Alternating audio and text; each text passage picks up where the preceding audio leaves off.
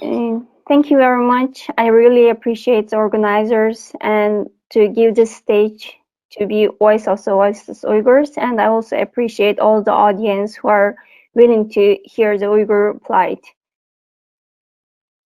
My name is Nursiman Abdureshid, and I currently living in Istanbul, Turkey. I lost contact with my family members back home since 18th of June 2017. And like at the beginning, I was not very worried about it. After we see the testimonies and we see the camp survivors' testimonies, and I start to worry about, and I tried everything to get information about them. And until 2018, I didn't get any kind of information because no one at back home, my family members and nor my friends, didn't answer my phone calls. So I kept trying, and until February 2018, one of my friends just tell me there is no one left in your home, and this means that all of my family members are taken to the concentration camps. And that was the breaking point of my silence. And I tried to give testimonies and writing to the human rights organizations and to write to the Chinese embassies in Turkey and let them answer my questions and give some information about my family members until after 2 years on 15th of June 2020. The Chinese embassy in Turkey informed me that all of my family members are imprisoned. My father, Abdureshid Tohti, a loving father and my hero, he is arrested in 2017 and sentenced 16 years, 11 months prison sentence. And my dear mother, Tajgul Qadir, she is also arrested and sentenced 13 years prison term for no crime. And my brother, Ahmetcan Abdureshid, he is a business owner and the father of 3 beautiful child. He is arrested and also sentenced 7 years. And this gentleman is my younger brother, and he is also father of 2 child, and he is also arrested and sentenced 15 years, 11 months prison term.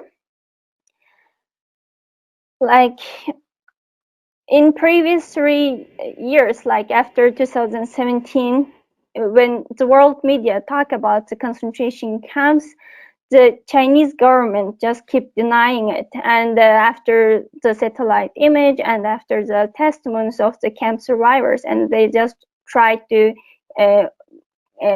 fabricate another lie that this is not the concentration camps and it is a training school to offer job for the Uyghurs, because Uyghurs are without any skills and they are so poor. But that's not the case.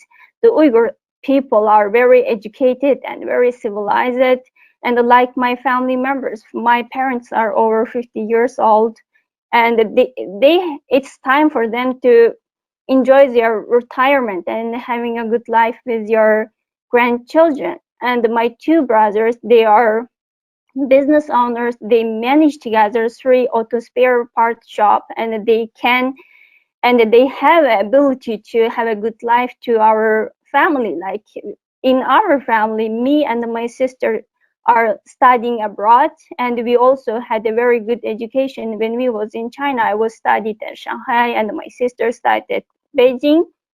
So all of these can prove my family have a good education, and they have economically good, can support their family, and it can support their family's education. So what the Chinese government accusing is just nonsense. So, but to better understand why my family members arrested together with more than 3 million Uyghurs, I want to give a short view about the China's policy of Uyghurs. Like I divided as before and after 2017 because like many of the politicians described it somehow different, but in my view, because I was living in China until 2015, I like it changed too drastically. Like the point is, the persecution against Uyghurs always exists since the occupation of our country by China.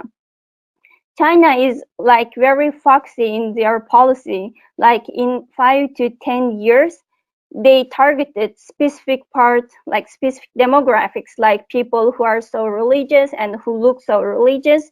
And in another 5 to 10 years, they targeted another part who, like, they are very educated people who are very have a good knowledge about our history.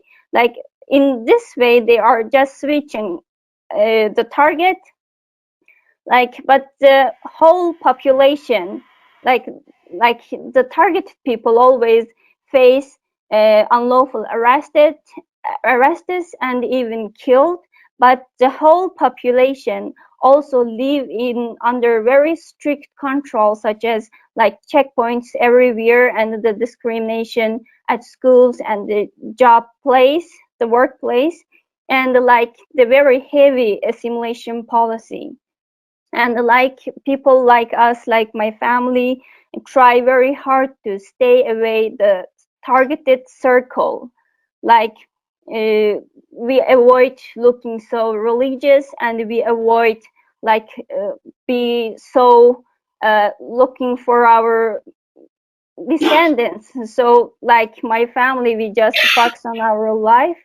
And but this didn't save us after 2017. As you see, like all the Uyghurs are in this circle, the Chinese government targeting all the Uyghurs. There are the people arrested, there are professors, university teachers, and the doctors, and like university students, artists, football players, singers, everyone is in the circle. And like China starts to like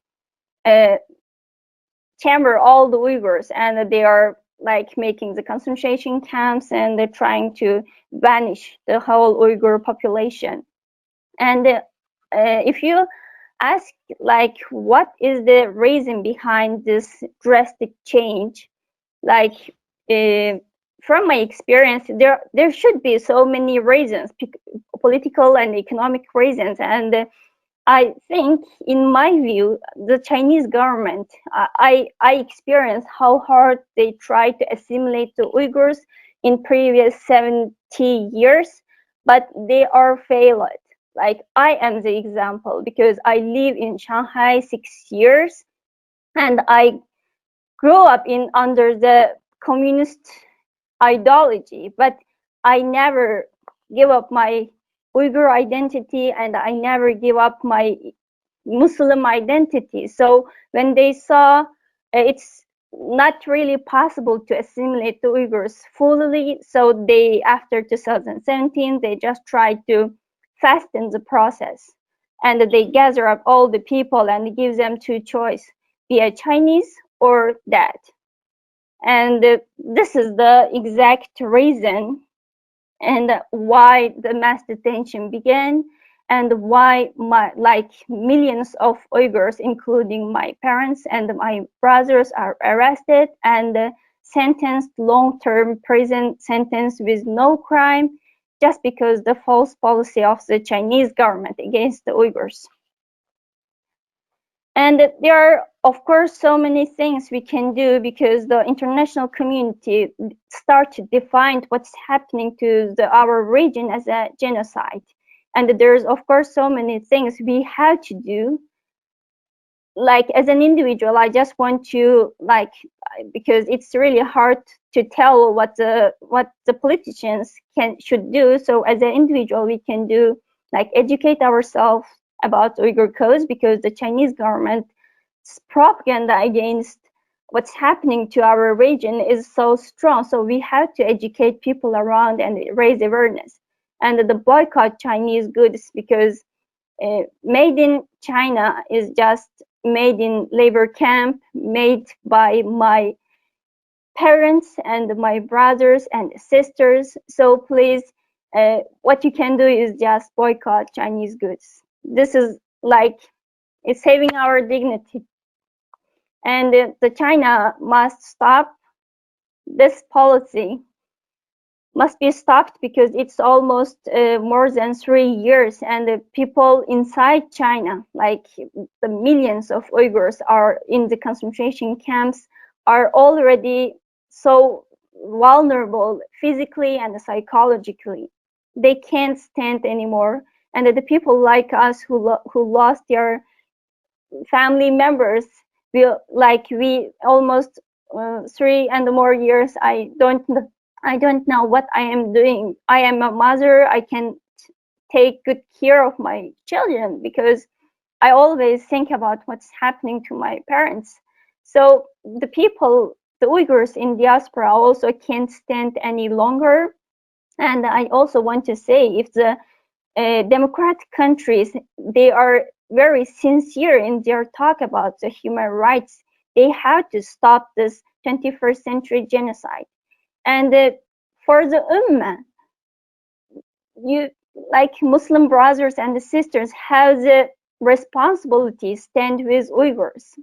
Like, your silence also can give us strength, give courage to the Chinese government, and they take the silence of the Muslim world as an example that there is nothing happening to the Uyghurs, because if they are Uyghurs, the Muslim countries are stand with us. So the Western country are just trying to have a battle, like economically battle with China. They just fabricate this issue, but this is the truth. I hope you stand with Uyghurs